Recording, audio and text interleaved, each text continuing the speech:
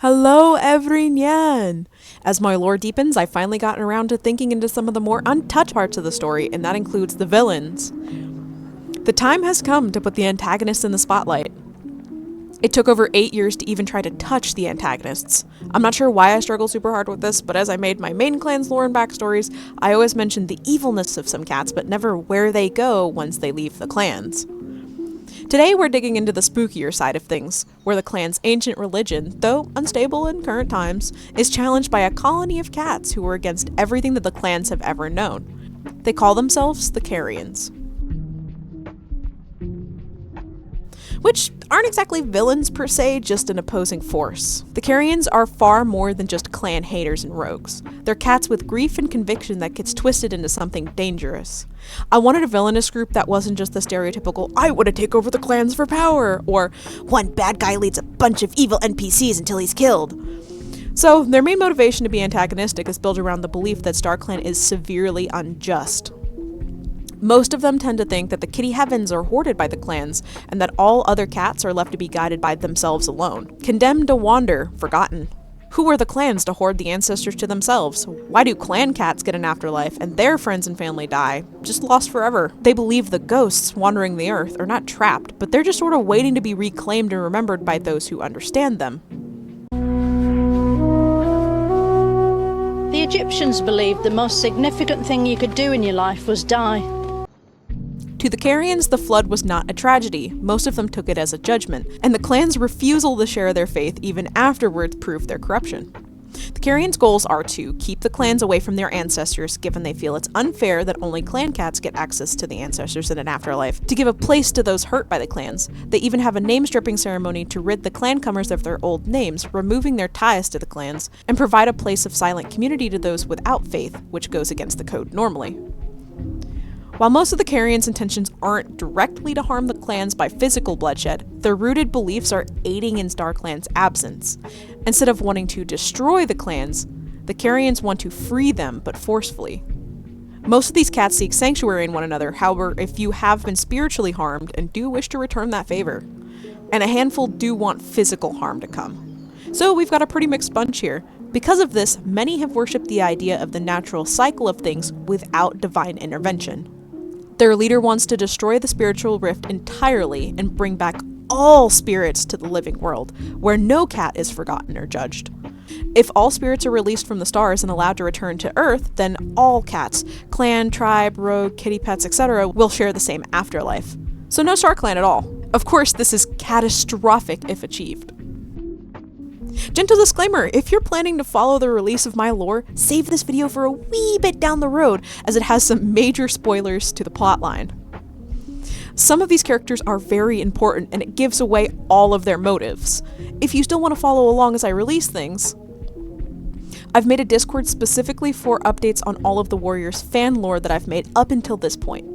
It has all the information you need to know in one area, such as maps, clan reference sheets, unique clan roles, etc.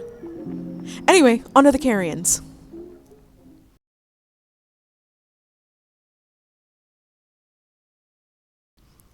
First up is the Carrions' leader, Pine. Pine, previously known as Pine Talon, is a large-framed brown and white tom with spiky long fur, scars, and blue eyes. He was a long-ago warrior of Ripple Clan, moons and moons before the flood, but soon became a name of tales past as the clan tried to erase his ties to their lineage and ancestors. This was due to no fault of his own, but tragic event after tragic event led him to have a deep, unredeemable hatred for clan life in the end. As a warrior, he'd grown up with the fiery spirit of a leader, taking command and facing every challenge head-on. His potential was quickly recognized and honed, being granted a warrior name long before his siblings. Moons afterwards, he was comfortable and satisfied with his life, feeling whole for helping his clan as much as he could. He even found a mate, Redstone, but the happiness didn't last for long. One particular stormy night during mid-leaf fall, he was on a hunting patrol with a few other warriors, including his mate. The blinding rain and wind pushed too hard on a beaver dam that they were crossing, and it collapsed. The whole patrol was pinned underneath debris as the overflowing river tore the land apart. His last sensation was not pain, but cold silence. Thinking his life was cut short, he awoke to what he expected to be the starry hunting grounds of StarClan beside his fellow clanmates, but instead, there was nothing. No stars, no StarClan, no ancestors, just darkness and the faint outlines of passing spirits. In this sea of hazy floating cats, he spotted the fuzzy outline of his mate and reaches out a paw for them, but what reaches back is not Redstone. Pine Talon is then found on the shore of the river days later, his survival deemed as a miracle, but he knows that there was more to the story than just pure luck. Something had brought him back, and if he'd made it back, so should his friends and mate. However, Redstone had been fatally injured and had passed, not being given the same reprieve as Pine. Devastated, he begged and pleaded with the medicine cats to find Redstone's spirit in StarClan and ask why it all happened, but after a long while of trying, the healers were sadly unable to locate them. But it didn't stop there. StarClan's answer chilled them all to the bone. Redstone's spirit had never arrived in StarClan. Desperate for answers, he disrupts the next several gatherings in hopes of some cat having answers. Pine begins speaking openly about what he saw, the wandering, fading spirits, his missing mate, the silence beyond the stars. After moons, the clans, along with the medicine cats, label it as heresy and fear-mongering, brushing him off as just this grief-stricken warrior enveloped in delusions. The medicine cats tell him that it must be because Redstone was born a kitty pat with no ties to the stars. But that didn't sound right. Pine Talon's faith was shattered, and the more desperate he grew, the wilder his attempts to reach the truth became. Pine somehow survived many brutal attempts to find the truth, but afterwards, he was never the same. He changed from a commendable strong warrior into a cold-natured, manipulative cat, feeling as if he was already walking the forest as a dead cat and is nothing more than a ghost roaming amongst the living. He makes an oath to himself to meet with Redstone again one day, going through any length necessary to keep his promise. He thinks that the clans are selfish for hoarding a peaceful afterlife all to themselves and spends years upon years building mistrust in other cats with similar wavering faiths. He frames the Carrions as a sanctuary for those left behind, giving their pain a sacred name. They start calling him the Repertoire, the one who remains after judgment. Long after the flood, his group grows in numbers, finding more cats who have been hurt by the clans, their ancestors, or have no faith in general other than the earth itself. To him, the flood was proof of all he'd come to believe, and learns that the less faith the clans have, the deeper the rift grows.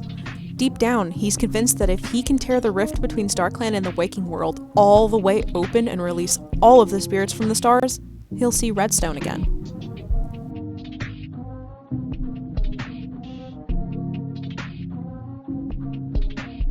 Second up is the Carrions' second-in-command, also called the group's vice. This role aids the Repertoire in making decisions, and their word is just as important as the leader's word. Thistle, previously Thistlethroat of Fog Clan, hey, a familiar face, is a short-haired cream-colored she-cat with brown Siamese markings and blue-green eyes. Her life while living with Fog Clan was already explained in Fog Clan's introductory video, but we'll continue past that timeline and talk about after she joined the Carrions, as well as their influence on her during her warrior life. Due to the harsh outcast and rumors surrounding her lineage, she never felt like she belonged in the clans to begin with. She always felt that they were against her for secrets she was born with. Her bitterness towards her mother and rumors about her unknown father taught her that faith and quote-unquote honor were just excuses that cats used to shame the weak. She found Pine's group at a young age and falls into allegiance with them, spending moons sneaking out and admiring their way of life.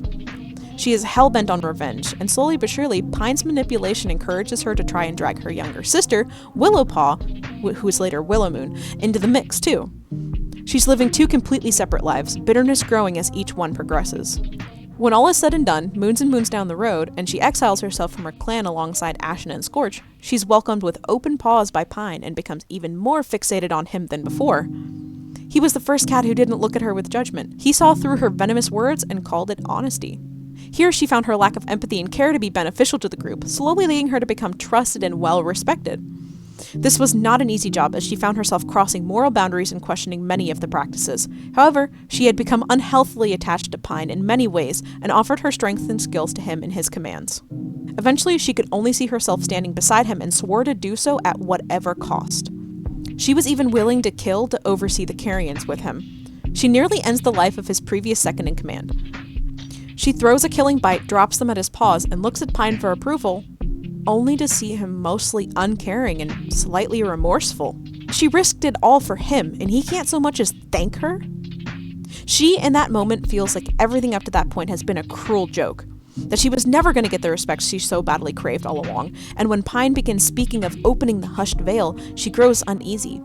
She doesn't believe in ghosts, she believes in control and revenge, and when Pine's obsession grows, Thistle begins secretly plotting to overthrow him, seeing him as weak, delusional, and sentimental. She thinks she can reshape the Carrions into a true empire of fear.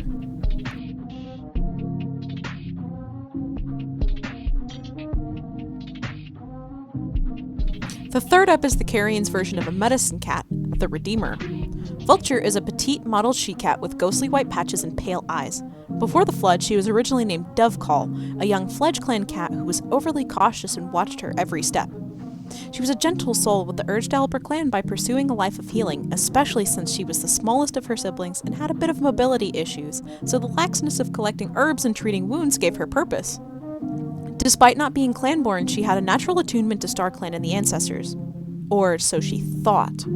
In the cat's old territory, when the medicine cats met for their half-moon meetings, she would often have bright, vivid dreams of open plains and welcoming hunting grounds. Cats she never knew in life would pass through and have words with her. Sometimes she'd catch a few pieces of prey, or other times her dreams would just be like regular dreams.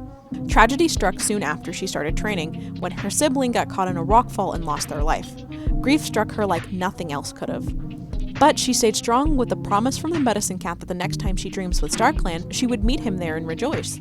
That didn't bring him back, but knowing he could be a guiding light for her pushed her to be even more passionate about her role. But every meeting moons after, she was met with silence. She would burst out of her ancestral dreams, wailing to the medicine cats to help her see him. They couldn't explain why, but even after a few more of her clanmates passed from other unrelated incidents, she couldn't see them either. But her mentor could. She wandered out in search of herbs one day and met a group of traveling cats who were seeking treatment for their friend who had been injured by a fox attack. She rushed to help without letting anyone know, and by the time she'd arrived, the cat was on her final breath. She watched her pass away, heartbroken for the group, but parted ways. There was nothing more she could do to help. At the next half-moon meeting, she was visited by the same cat in her dreams, and she thanked her for her attempts to save her, but this cat wasn't in StarClan. The traveling cats didn't have ties to the clan's ancestors.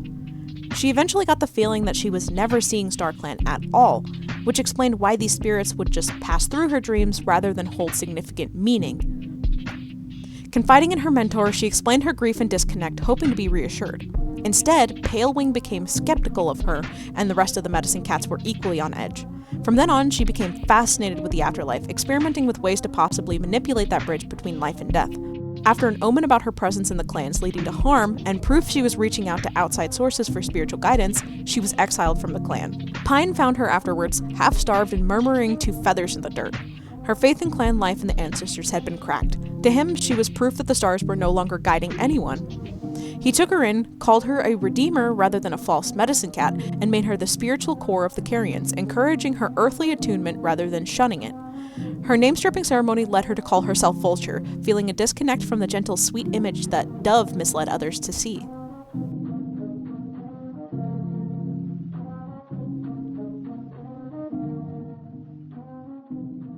Now into the rest, and despite the Carrions being so far opposite from clan life, their structure seems to still mimic standard clan roles.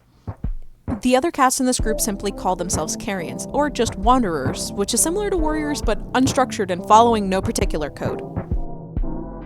The first two cats are siblings, which is finally looping around to my rewrite of the infamous sisters, Shadow Petal and Shimmerlight. Their original story is covered in the Shadow Petal Let's review, so I won't go into any of that. Only their remade stories and how they all fit into my main world's lore now. Shade is a black and white she-cat with long fur and icy blue eyes, and Shimmer is a brown, orange, and white she-cat with blue eyes. They were not originally clan-born, but their lineage had associations with the clans. The two of them grew up in a camp on the outskirts of a human city edged with tall pines and overhanging hemlock trees, where smaller buildings had collapsed, leaving rubble as dens. Their colony had clusters of cats from all walks of life, but carried a bad reputation for defending their land tooth and claw, and being some of the most brutal cats in the forest. These cats lived by a strictly enforced code that allowed no room for mistakes, her father being the only shadow to the two sisters. The hovering was smothering, and as kids, they didn't understand that it was for their own safety. Their father spent their early moons telling them about clan ways and how they would one day be taken into a safer life as soon as they were old enough. The guards of the camp caught wind of this, and they were all then held prisoner to keep their numbers, being called traitors. Shade, being the stronger-willed of the two, was tasked with getting her sister out and into their mother's clan at any cost. At their father's sacrifice, she and her sister were able to slink out into the brink of night to find their mother, who was safe in the clans nearby. It was a long journey, but Shade was sure that they'd be welcome back, given she was raised with the ideology that her and her sister would be taken in and cared for. Her sister had always been smaller and more frail, but the journey took a ton out of her, eventually having to settle in for days at a time just to recover. With little guidance except for a distant memory, they aimlessly wandered for several sunrises, until one day they were ambushed by another colony of cats. Panicking and not thinking, Shade fought with the brutal tactics she was taught and gravely wounded a warrior, being taken prisoner back to the camp. This was the clan that they'd been told about. This was their sanctuary. They came so close to fulfilling their destiny, and now it was all being ripped from them. Their mother's clan wanted nothing to do with her or her sister, so Shade resorted to wounding her sister as well, so the clan had no choice but to take one of them in. Shade chose a life of isolation afterwards, never trusting the clan's word and coping with the idea that all of her family was lost to her, but she stuck close to clan land for her siblings' sake. Shimmer lives as an apprentice for her mother's clan for quite some time after her inflicted injury, but always felt isolated and alienated amongst all of the other cats. She carries the guilt that she had ruined her mother's life, because her being in the clan forced her to come clean, leaving her shunned by her mate and rejected by most of the clan. Seeing all of the tragedy following her and unhappy with how the clan treated them for mistakes, eventually set out as well to reunite with their sibling. A little addition, Shade later on falls for a clan cat, her personally set morals twisting in that very moment.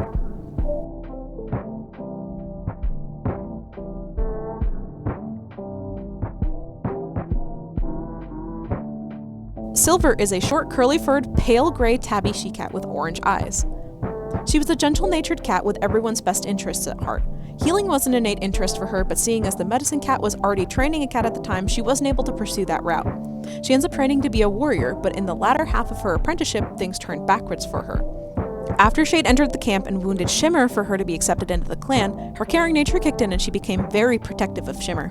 Once Shimmer recovered from her wounds, she tried to convince Silverpaw that her sister only did what she needed to, but Silverpaw wouldn't take that for an answer. She grew to spite Shade, only knowing what she saw. Eventually, Shade was caught wandering the outskirts of the territory, sick and injured. Shimmer begs Silverpaw to try and help her, and after a while, she caves in and agrees to help. She met with Shade on the border, following her friend's wishes, bringing her bundles of herbs and prey every now and again. Even though Shade is adamant that she can take care of herself and motions for her to go away, it doesn't deter her from wanting to help. Silverpaw is still beyond wary of her, still blaming her for Shimmer's injuries. One day, as Silverpaw was meeting Shade to bring her herbs, they're cornered by a group of what they assume to be rogues, forcing them to return with them back to Shade's original home. Since the two of them are found with one another, the group assumes that Silverpaw is Shade's sister and won't listen to either of their pleas. Silverpaw is furious at Shade for all of it, but the longer she spends time trapped with her, the more she realizes how right Shimmer was. Through Shade's tough, cool outer shell was a protective and deeply caring cat that put Silverpaw's safety first above her own the whole time that they were there. When Shade helps her escape, she's not met with warm wishes from the clan, but instead, they turn on her, accusing her of helping the rogues, which had fatally attacked in her absence. Unsure of what else to do, she leaves her home behind, traveling with Shimmer until they end up crossing paths with the Carrions soon after, being welcomed for their anti-clan spirit. Shade had already made that place her home. And a little bit of further lore, it isn't until Fire Clans return to the forest that all three of them are taken back into a clan, along with Sable, and are given proper warrior names, healing their old trauma and hatred once everything is settled. Shade is given the warrior name Shade Petal, and Silver is given the name Silver Poppy.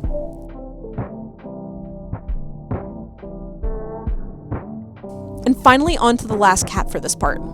Cricket is an orange and white spotted tabby tom with yellow eyes. Cricket was found after the remnants of the flood. He and his littermates had gotten separated from their clan in the chaos and never found their way back to their family. Being as frail as they were, and with many injuries risking infection, survival was slim for the young kits. Sooner than expected, the leaf bear moons drew closer and both his littermates succumbed to the elements. He learned early that nothing comes back for you once you're set aside. Cricket, on the other hand, learned to survive on scraps and bones, barely making it by until he was also found by a colony of strays who had been displaced by the flood. They camped pretty close to the two-leg place, with cats coming and going as they pleased. Cricket was taught to fend for himself and himself only, and to fight for survival. Soon that group dispersed and he lived as a loner for quite some time. Wandering around aimlessly and enjoying the thrill of exploration and the chaos of disturbing peace, the young Tom often went head-to-head with opposing groups, enjoying the challenge of authority. He became a wild card, quick and witty with his words, and as unhinged as ever. When he first came across the Carrions, he was chased away from their camp, but being as stubborn and hot-headed as he was, refused to leave. It became a game to Cricket. When the Carrions chased him off once, he returned. When they threatened him, he waited. When they ignored him, he scavenged near their camp till his presence became normal. When patrols would pass, he'd just greet them and go about his day. Cricket was never formally recruited by the Carrions. He just kind of sort of stayed and fell in with their way of life. Pine eventually realized something useful. Cricket was a cat who didn't need faith stripped away. He never had any to begin with. Cricket doesn't hate the clans with a passion, especially since he never learned about his origins. He considers clans irrelevant. His cruelty isn't fueled by rage or some deep hatred, but by the belief that suffering is simply the natural state of things. Thistle finds him useful but distasteful. Ashen tolerates him. Scorch avoids conversations. Pine keeps him close. Not as a confidant, but as a reminder of what the Carrions look like without belief.